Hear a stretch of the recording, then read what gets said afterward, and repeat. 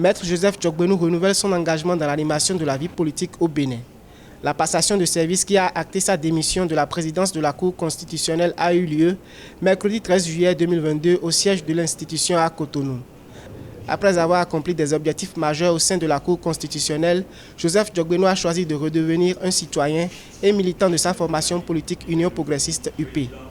Joseph Djokbenou a été un acteur de la société civile, ancien député de la 7e législature, puis président d'honneur du parti politique Alternative Citoyenne. Grâce à la réforme du système partisan, le parti Alternative Citoyenne a rejoint l'Union progressiste UP, l'un des grands partis de la mouvance soutenant les actions du président de la République, Patrice Talon.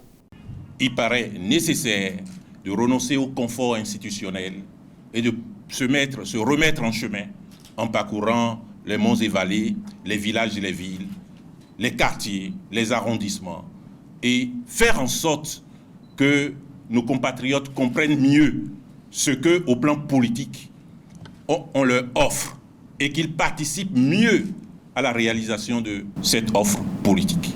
Promu en 2018 par le président Talon à la tête de la Cour constitutionnelle, l'ancien ministre de la Justice Joseph Djokbenou a écourté son mandat après 4 années de fonction.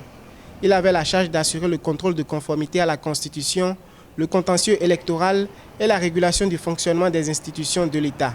Il a capitalisé une expérience politique qu'il veut rentabiliser du point de vue donc de la présence d'abord de ce parti politique dans l'arène politique et deuxièmement du point de vue des rôles de premier ordre qu'il est appelé à jouer.